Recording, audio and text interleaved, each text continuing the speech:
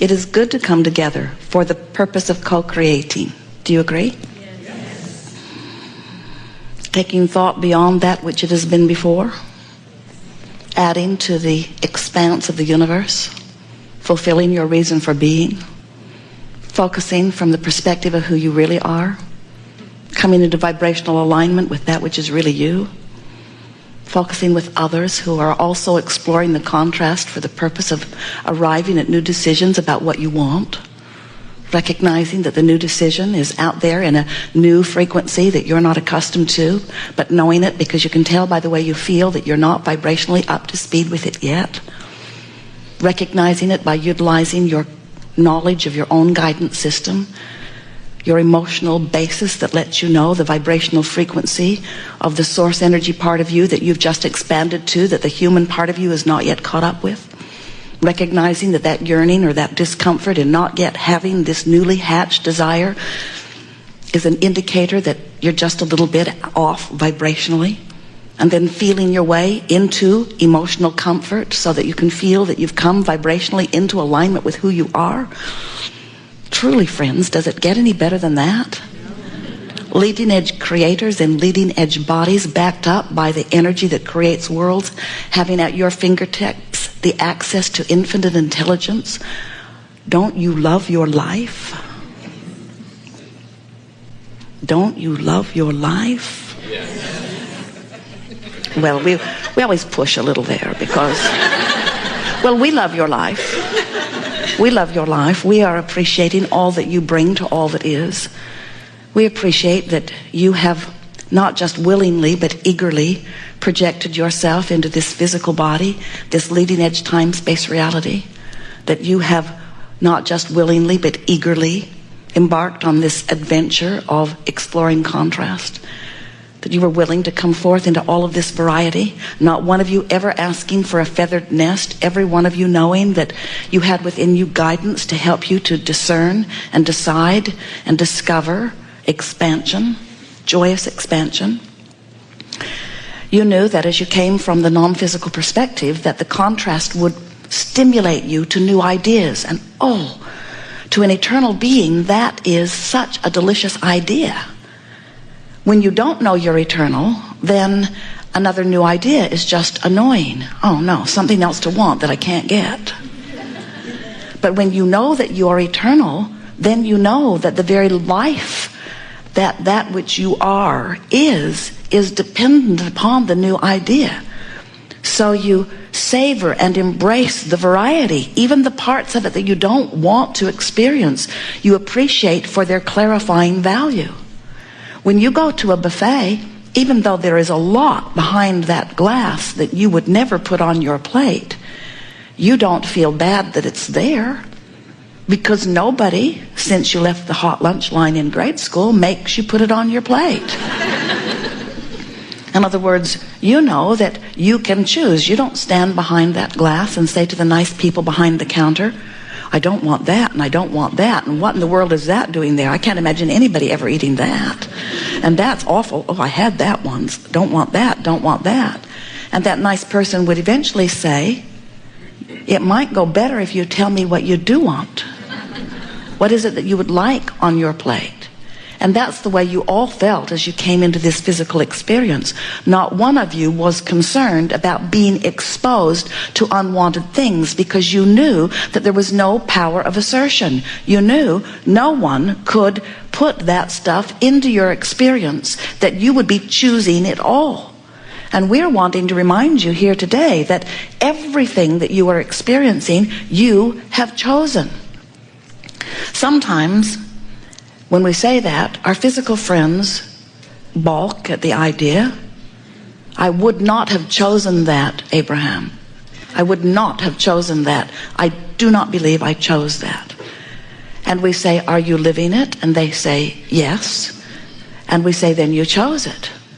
And they say, no, I would not have chosen that. And we say, are you living it? And they say, yes. And we say, then you have chosen it. And they say, I would not have chosen this.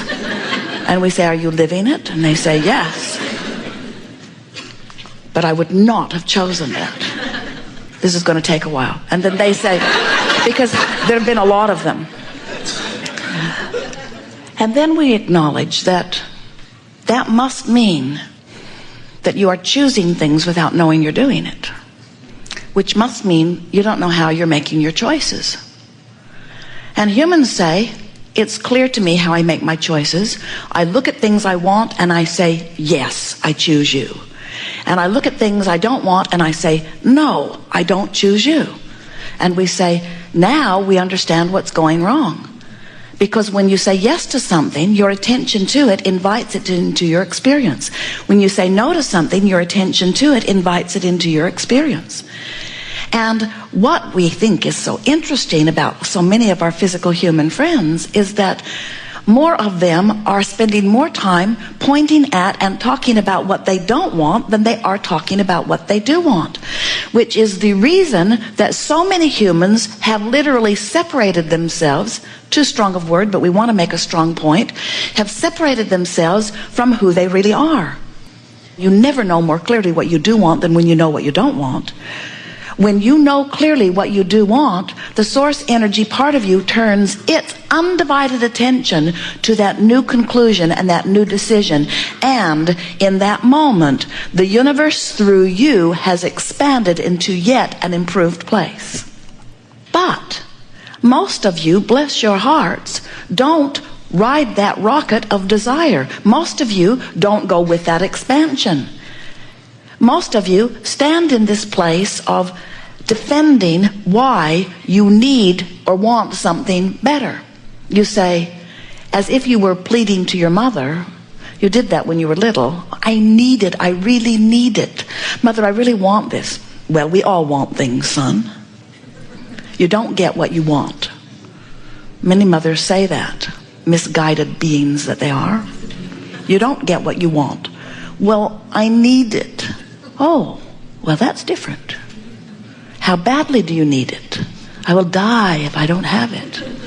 As you plead your neediest cases, that's when Congress puts the money there. That's when your mother gives up the goods. That's when people who are weary of your complaining cave in and say, all right, take the car. But we're wanting you to understand that even though humans may cave in to your negative demands or pleading, the universe never ever gives you what you want when you're beating the drum of what you don't want. Every time you are justifying how much you need something, you are vibrationally preventing yourself from having what you want. You cannot offer the frequency of need and desire at the same time. You cannot be a vibrational match to what you want and its absence at the same time. More often than not, when you have been without something that you want for a while, when you talk about it, you usually talk about it from your disappointed place of not yet having it. And what we want you to come to remember as a result of our conversation here today is that that disappointment that you feel is your indicator about which end of the stick you are vibrating on. Because every subject is two subjects, what you want and lack of it. So, for example, let's say that you go to your mailbox, you have a pile of bills, you have that sick feeling in your stomach because you know you have overspent, you have more to pay than you have money with which to pay it, at least right now. And you are disappointed, maybe even fearful. You are really uneasy. And you sit to contemplate your bills, and you begin a dialogue, maybe with someone in the room, maybe in your own mind, and you say things like, I don't have enough money. Now, someone watching you from another human perspective might very well say, good for you for facing up to where you are and telling the truth about your financial plight. We would say, if you keep talking about where you are, you can't move to a more prosperous place.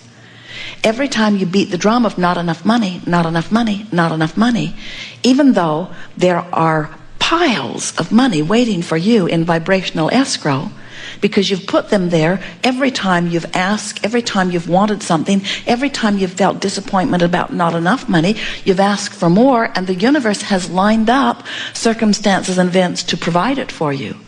But as you talk about not enough money, as you continue to carry on that dialogue that continues to cause you to feel fear or disappointment, you hold yourself in a vibration apart from the very money you've asked for.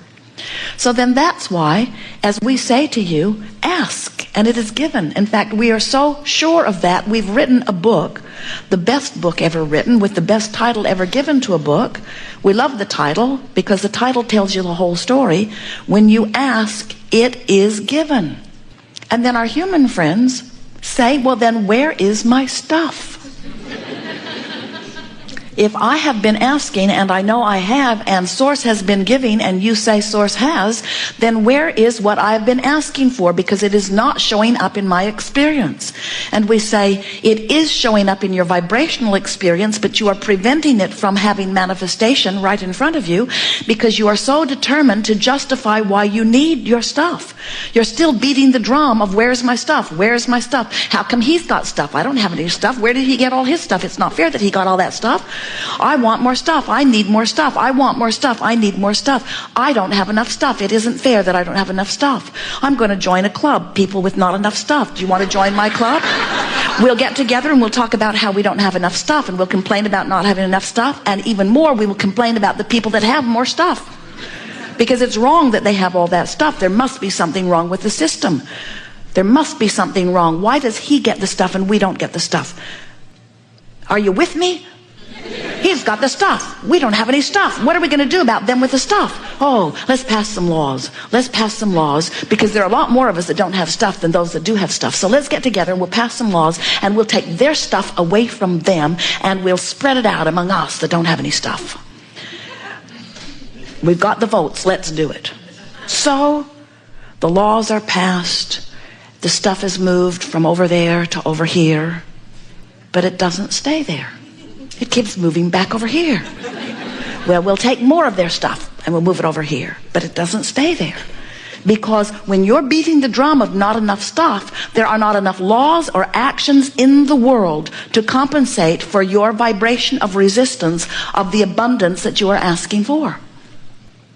And those that are in the vibration, whether they were born into it and just learned it from those who surrounded them, or whether they worked their way up the emotional scale, or whether they just got tired of feeling bad and reached for better feeling thoughts, those who are focused upon thoughts that make them feel good maintain a consistent vibrational alignment with everything that they've been asking for, and they continue to be receivers, blatant, obvious receivers of abundance. And those who don't have their stuff yet, who feel unhappy about those who do, continue to beat the drum, but the laws of the universe remain constant.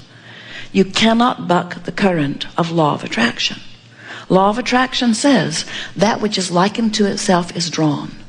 And if you feel poor, abundance cannot come to you, not because you don't want it, and not because you don't deserve it, and not because someone else is keeping it away from you, but because you have developed a habit of thought that offers a frequency that is on the end of the stick of lack of money rather than on the end of the stick of money. So no matter what it is that is the subject of your desire, you must find a way of becoming a vibrational match to this true subject of your desire. You cannot set your radio dial on 6:30 a.m. and hear what's being broadcast on 98.7 FM. The frequencies have to match up. And if they don't match up, then you don't get the message. You don't get the stuff. You don't live the experience. So what we notice is happening with most of our physical friends is that because you are so completely absorbed into your physical experience, and that is a good thing, and you are so good at viewing it through your eyes, through your ears, through your nose, through your fingertips, through your tongue, as you are devouring the details of your time-space reality, most of the vibration that you offer is because of what you are observing. When you give your attention to something, it's already offering a vibration. And if you give it your attention for as little as 17 seconds, you activate the vibration of the subject of your interest within your own vibrational pattern. So when you give your attention to something for as little as 17 seconds, an activation occurs and law of attraction kicks in, which means other thoughts like it are now being drawn to it.